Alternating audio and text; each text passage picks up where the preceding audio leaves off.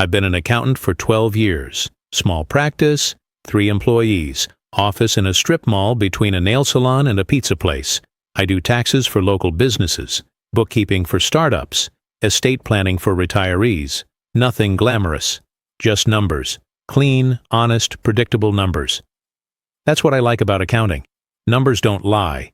They don't have agendas. They just are. If the numbers don't add up, something's wrong. And when Brenda Zelli's numbers came across my desk, they didn't just not add up. They screamed. That's how I discovered that an Olympic champion was being systematically robbed by the man she trusted most. Have you ever had to tell someone a truth they didn't want to hear? Share your thoughts in the comments. And if you want more stories about courage, justice, and standing up to powerful people, hit that subscribe button and notification bell so you never miss our next story. My assistant Kelly buzzed me on a Monday morning. "Brian, your 10 o'clock is here." "Who's my 10? "Brenda Zelli." I looked up from my computer. "The gymnast?" "Yeah, she needs help with her taxes." I'd heard of Brenda Zelli. Everyone had. 2-time Olympic gold medalist, face of multiple brands, the kind of athlete who transcended her sport. Why was she coming to my tiny accounting firm? I walked to the reception area. A young woman sat there, mid-20s, athletic build, hair in a ponytail, wearing sweats and sneakers, no makeup. She looked normal, not like someone worth millions. "Ms. Zelli?"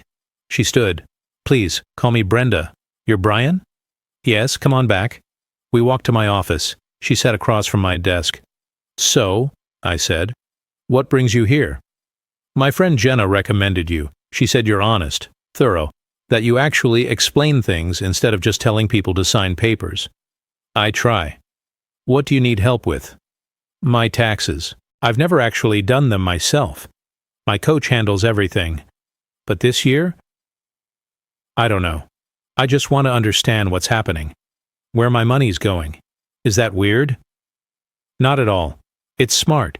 You should always understand your own finances." She relaxed slightly. "Rob, my coach, he says I don't need to worry about it, that he'll handle everything. But I'm 24. I've been competing since I was 6. I should probably know what's going on with my own money, right?" "Absolutely. How long has your coach been managing your finances?" "Since the beginning, since I was 8. He discovered me at a local gym, trained me, guided my career, got me sponsorships. He's been like a father to me. My real dad, he wasn't around much." "I see. And you want me to review your financial situation?" "Yes, if that's okay. I know you usually do small businesses." "I can handle it. Do you have documentation, tax returns, bank statements, investment accounts?"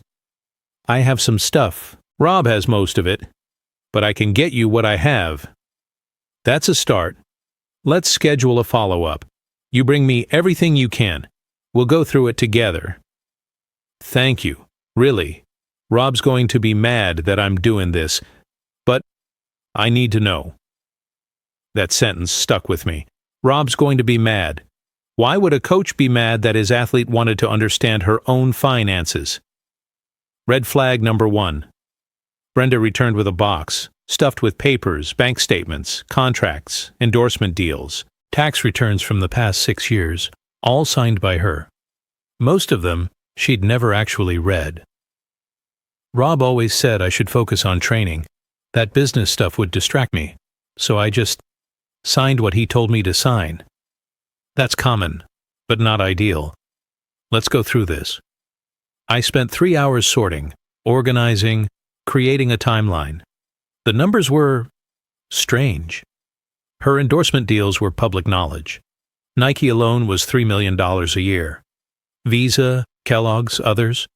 Total annual income, around $15 million, but her bank accounts showed deposits significantly lower. "Brenda, your Nike contract says they pay you $3 million annually, but your bank statements show deposits of only $2.1 million from Nike. Where's the other $900,000? She blinked. "I don't know. Management fees?" "Let's look at your agreement with your coach.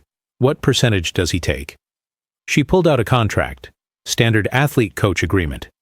15%. I read aloud. So on $15 million, he'd take $2.25 million. That's reasonable for high-level management. Okay, so that's where some money goes. Right. But Brenda, even accounting for that, the numbers don't match. Your net deposits should be around $12.75 million annually, but your statements show $8 million. She stared. Where's the other $475 million? That's what I need to figure out. I'd been digging for 2 weeks. The more I dug, the worse it got. Brenda's money was bleeding from multiple wounds. Rob wasn't taking 15%, he was taking 30%. The contract said 15%, but his invoices, buried in the paperwork, charged 30%. Brenda was paying $50,000 a month to Thornton Sports Consulting LLC. I looked up the company, registered to Robert Thornton, her coach. It was a shell company, no employees, no services rendered, just a funnel for her money into his pocket. Fake consulting fees. Rob had invested $2 million of Brenda's money in a real estate venture. The venture failed. The money was gone. Except the venture didn't exist. I couldn't find any record of it. No LLC, no property, nothing. The money had simply disappeared. Brenda's accounts were being charged for Rob's mortgage, $8,000 a month. His car payments, Tesla, $1,200 a month. His country club membership, $15,000 a year. Vacations, labeled as training camps, all categorized as business expenses for tax purposes. I added it up. Over the past 6 years, Rob had stolen approximately $8.3 million from Brenda. My hands were shaking when I finished the calculation. This wasn't just bad management. This was theft. Systematic, calculated, criminal. I needed to tell her. Brenda came to my office, smiling. "Hey, Brian, how's it going?" I gestured to the chair. "Sit down. We need to talk." Her smile faded. "That sounds serious." "It is." I pulled out a folder, 3 inches thick, documentation, spreadsheets, timelines. "Brenda, I've been reviewing your finances, and I found discrepancies." "What kind of discrepancies?" "Large ones. Your coach has been taking more money than his contract specifies. He's charging you for fake consulting services. He's reporting investment losses that don't exist. And he's been paying his personal expenses from your accounts." She stared at me. "What?" "Over the past 6 years, I estimate he's taken approximately $8.3 million that wasn't authorized." "That's not—" "Rob wouldn't—" "Brenda, I have documentation. Bank statements, invoices, tax filings. The numbers don't lie. There must be a mistake. Rob has been with me since I was 8. He's like my father. He wouldn't steal from me." "I understand this is hard to hear. But look at this." I showed her the spreadsheet. "This column is what you should have earned. This column is what actually appeared in your accounts. The difference is $8.3 million. And it all traces back to transactions authorized by Rob." She was shaking her head. "No, you're wrong. You must have made a mistake. I triple-checked everything. Then the bank made mistakes, or the sponsors, or—" "Brenda!" "Rob wouldn't do this." Her voice cracked. "He gave up everything to train me. He believed in me when no one else did. He's not a thief." "I know this is painful. You don't know anything. You've been my accountant for a month. Rob's been my coach for 16 years. I trust him. Then ask him about these transactions. Show him this." I pushed the folder toward her. "If there's an innocent explanation, great. But if there's not—" "There is. There has to be." She grabbed the folder. Stood. "Thank you for your time, Mr. Stone, but I think I'll be finding a different accountant." She left.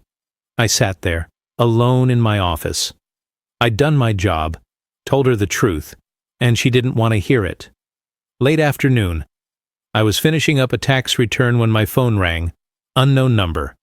"Brian Stone." "Mr. Stone, this is Robert Thornton, Brenda Zelli's coach." My stomach tightened. "How can I help you?" "You can mind your own business." "Excuse me?"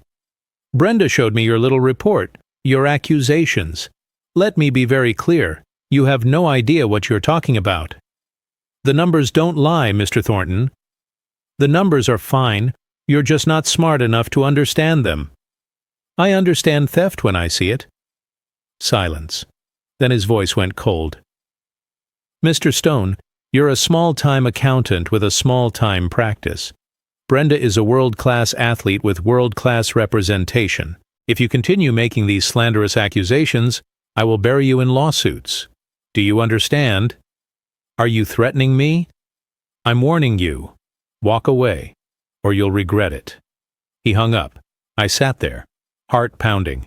He'd threatened me, which meant I was right. If the numbers were innocent, he'd have explained them. Instead, he threatened me.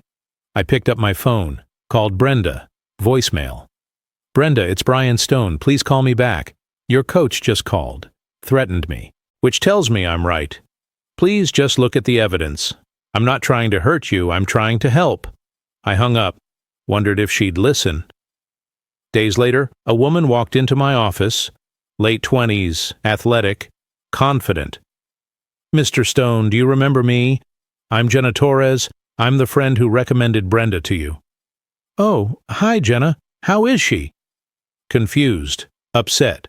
Rob's been in her ear constantly, telling her you're trying to sabotage her, that you're jealous, that you made up those numbers. They're not made up. I know. I've never trusted Rob. Something about him always felt off. But Brenda's loyal, to a fault. So she's not going to believe me. Not yet, but I might have something that helps. She pulled out her phone. Brenda and I have been friends since we were 15. We competed together before her career took off. About 2 years ago, we were talking. She mentioned Rob was investing her money in real estate, some big development deal. She was excited. The deal that supposedly lost 2 million orders. Exactly, but here's the thing. She showed me a brochure for the development. I took a picture of it because it looked cool. Luxury condos, beachfront. She showed me the photo. I recognized the name. Thornton Luxury Properties. Right. Rob's company, except here's what I found. She pulled up a website on her phone. I searched for this development. It exists. It was built. It's fully sold. Very successful. So the investment didn't fail? No. It made money, a lot of money. But Brenda was told it failed, that her $2 million was lost. When it actually went into Rob's pocket. Exactly. I leaned back. Jenna, this is evidence of fraud. We need to show Brenda. She won't listen to me either. She thinks I'm jealous of Rob's influence over her. We need something undeniable. Like what? Like more proof, more examples, a pattern she can't ignore. I'll keep digging. And I'll keep trying to get through to her. I hired a forensic accountant, someone with experience in fraud cases. His name was Mark Fox, retired FBI financial crimes investigator. Now consults privately. I showed him everything. He spent 3 days going through Brenda's records. When he finished, he looked grim. This is worse than you thought. How? The $8.3 million you found? That's just what's easily traceable. There are layers here. Shell companies. Offshore accounts referenced in footnotes. If I had to guess, the real number is closer to $12 million. $12 million. At least. And it's been going on for years, since she was probably 16, 17, right when the big endorsement money started. How is he getting away with this? She trusts him. She doesn't question anything. And he's smart. He buries things in legitimate expenses, makes it look like bad investments instead of theft. If you weren't looking closely, you'd miss it. Duh, I need to show her this. She won't want to believe it. People never do, especially when it's someone they love. I have to try. Jenna called me. Brian, I have something. Can you meet me?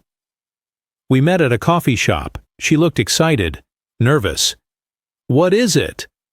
I was going through old videos, from competitions, social media posts, whatever. And I found this. She pulled up a video on her phone. It was from 3 years ago. Brenda at a press conference after winning Olympic gold. A reporter asked, Brenda, what are you going to do with your prize money and endorsements? Brenda laughed. Honestly, I have no idea. Rob handles all that. I just focus on training. He makes sure I'm taken care of. Rob was standing behind her, smiling, proud. Jenna paused the video. Look at his face. I looked. Rob's smile didn't reach his eyes. He looked calculating. Now watch this. She showed me another video, same event, different angle. Backstage, Rob on his phone. Audio was faint, but I could hear, "Just signed another deal. She has no idea how much. I'll move it through the usual channels." Jenna stopped the video. "The usual channels? He's been doing this for years, systematically. Can I have copies of these? Already sent to your email." I was leaving my office around 7 p.m. Parking lot mostly empty. A car pulled up, black SUV, tinted windows. 2 men got out, big, intimidating. "Brian Stone? Who's asking?" "We have a message from Mr. Thornton." "Drop this. Stop harassing his client, or there will be consequences." "Are you threatening me?" "We're delivering a message." "Tell Mr. Thornton I'm not intimidated." One of them stepped closer. "You should be. I'm an accountant. I follow numbers. And the numbers say your boss is a thief. Last warning." They got back in the SUV. Drove away. I stood there, shaking, not from fear, from anger. Rob was escalating, which meant he was desperate, which meant I was close. Brenda finally called. "Brian, can we meet?" "Of course. When?" "Now? I'm outside your office." I looked out the window. She was sitting in her car, alone. "Come in." She walked in, looked exhausted, eyes red. "I've been thinking about what you said, about the numbers, and I tried to ask Rob about some things. The consulting fees, the real estate investment." "What did he say?" "He got angry, really angry. Said I was questioning his loyalty. That after everything he's done for me, I don't trust him. He made me feel terrible." "That's manipulation, Brenda." "I know. I think I've always known, but I didn't want to see it." She sat down. "Show me everything." I did. Spent 2 hours walking her through every transaction, every discrepancy, every theft. She cried, quietly, wiping tears with the back of her hand. 16 years, she whispered. "He's been stealing from me for 16 years. I'm sorry. I trusted him, I loved him. He was like my father." "I know. What do I do?" "We go to the police. We file a civil suit. We get your money back." "He'll destroy me. He knows everything about my career, my sponsors, my reputation."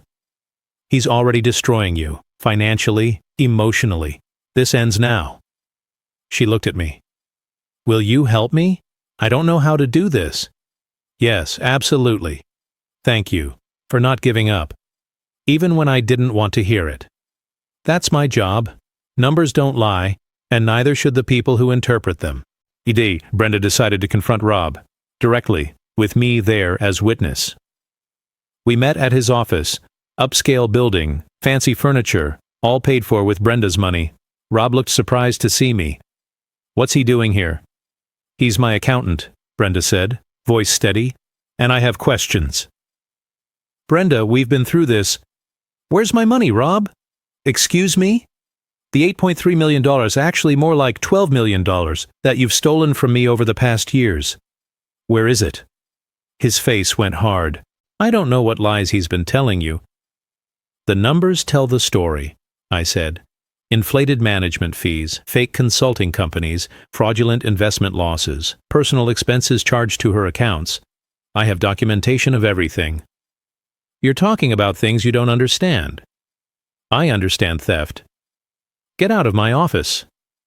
"Not until you answer the question," Brenda said. "Where's my money?" "I invested it. I managed your career. Do you know how many hours I've put into making you a star? You didn't make me anything. I worked, I trained, I competed, you took credit and money. After everything I've done, you stole from me. If you thought your compensation wasn't enough, you should have talked to me. We would raise your percentage. I would agree to anything you asked me, but instead, you got it behind my back." Her voice broke. "I trusted you. I loved you. And you stole from me.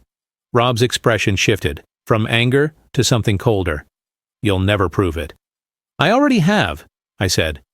Bank statements, tax records, shell company registrations, video evidence of you admitting to moving money through usual channels. We have everything.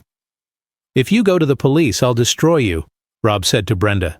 I know things, sponsors I can call, stories I can tell. Your career will be over. My career is my career, Brenda said. Not yours, and I'd rather lose everything than let you keep stealing. She turned to leave. I followed. Rob called after us. You'll regret this. Brenda didn't look back. We filed a police report, fraud, embezzlement, theft. We filed a civil lawsuit, seeking return of stolen funds plus damages. Brenda's agent, Lisa, helped her release a statement to the media. I recently discovered that my longtime coach, Robert Thornton, has been stealing from me for years. With the help of my accountant, Brian Stone, I've uncovered evidence of systematic financial abuse. I'm pursuing criminal and civil action. I'm speaking out because I know I'm not the only athlete this has happened to. We need to protect young athletes from exploitation. The story exploded. News outlets picked it up immediately. Olympic champion robbed by trusted coach. Other athletes started coming forward. He managed my finances too. I always wondered where the money went. The FBI opened an investigation. Rob's lawyer released a statement denying everything. But the evidence was overwhelming. 2 months later, Rob was arrested, charged with multiple counts of fraud, embezzlement, and money laundering. Bail set at $2 million. He couldn't make it. He sat in jail awaiting trial. Brenda watched the news coverage in my office. I still can't believe this is happening. Justice is happening. It's heartbreaking to see him in jail, to know what he did, but I keep thinking, what if you hadn't noticed? What if I'd never asked questions? But you did. That took courage. I almost didn't. I almost fired you and pretended everything was fine. But you didn't. You chose truth over comfort. That's harder than any gymnastics routine. She smiled. Small. Sad. Thank you, Brian. Really, you saved me. I just read the numbers. You saved yourself by listening. Rob's lawyer reached out. My client would like to settle, avoid trial. We met. Rob looked different, smaller, defeated. His lawyer presented an offer. Mr. Thornton will return $7 million. In exchange, Ms. Zelli drops the criminal charges. $7 million? I said. He stole 12, and we're not dropping criminal charges. The state is prosecuting. That's not ours to drop. He doesn't have 12 million liquid. 7 is what's accessible. I looked at Brenda. She nodded. Fine. 7 million returned. But he pleads guilty to the criminal charges. Accepts responsibility publicly. Rob's lawyer hesitated. Whispered with Rob. Finally, agreed. Days later, Rob stood in court, entered a guilty plea. Judge asked, Mr. Thornton, do you understand you're pleading guilty to defrauding Ms. Zelli of millions of dollars? Yes, Your Honor. Do you have anything to say? Rob looked at Brenda. I'm sorry. I know that's not enough. I took advantage of your trust. I told myself I deserved the money, that I'd made you who you are. But that was a lie. You made yourself. I'm sorry. Brenda said nothing, just stared at him. Sentencing. 6 years in federal prison. Restitution of $7 million. Permanent ban from managing athletes. He was taken away in handcuffs. Brenda exhaled. It's over. It's over. Jenna embraced her, both crying. A week later, Brenda called me. Brian, can we meet? We met at her house. Nice place, but not ostentatious. She'd always been surprisingly down to earth. I wanted to talk to you about something. You've been helping me recover the money, organizing my finances, making sure everything's accounted for. That's my job. I want to hire you, full-time, as my CFO, Chief Financial Officer. I need someone I trust managing my money. You stood up to threats. You fought for me when I didn't even believe you. You're exactly who I need. What about my firm? Keep it, run both, or hire someone to manage it. I'll pay you enough that money won't be an issue. I thought about it. What's the salary? $250,000 a year, plus bonuses. I nearly choked. That was 5 times what I made now. That's generous. You saved me $7 million. You're worth it. Okay, yes, I'll do it. She smiled. Good, because I have another project. I want to start a foundation. Financial literacy for young athletes, teaching them to understand contracts, protect themselves, make sure what happened to me doesn't happen to them. That's a great idea. I want you to run it. With me. We'll call it, I don't know, something about protection, empowerment. The Zelli Foundation for Athlete Financial Protection? Perfect. You're already earning your salary. 1 year later, the foundation was thriving. We'd educated over 500 young athletes, provided free financial reviews, connected them with trusted accountants and lawyers. I'd hired 2 more accountants for my firm, expanded. We now specialized in athlete financial management. My reputation had grown. The accountant who took down Robert Thornton. I didn't love the attention, but I loved the work. One afternoon, a young gymnast came to my office, 16 years old, nervous. Mr. Stone, my coach wants to manage my endorsement money, but my mom said I should talk to you first. Smart mom, let's talk about what to look for, what questions to ask, how to protect yourself. We spent an hour going through basics. She left with resources, knowledge, power. That's what I did now. Gave athletes power over their own financial futures. Some years have passed. I still run Stone & Associates Accounting. But now we have 12 employees, 2 offices. We're considered specialists in sports financial management. I'm the CFO of Brenda Zelli's business empire. Brenda had retired from competition, focused on coaching and advocacy. All her money is accounted for, invested wisely, protected. She'll never be vulnerable again. She'll never need someone else with the courage to say she's being robbed. Why? Have you ever discovered something wrong and had to decide whether to speak up? Which moment hit you hardest? When Brian discovered the theft, when Brenda initially refused to believe him, when Rob was arrested, or when Brenda started the foundation? Share your thoughts, your experiences with speaking truth to power, in the comments below. If this story about courage, financial justice, and protecting the vulnerable moved you, please hit that like button and subscribe for more stories about standing up to powerful people, exposing fraud, and refusing to stay silent when something's wrong. Don't forget to click the notification bell so you never miss our next story. Thanks for watching, and we see you in the next one.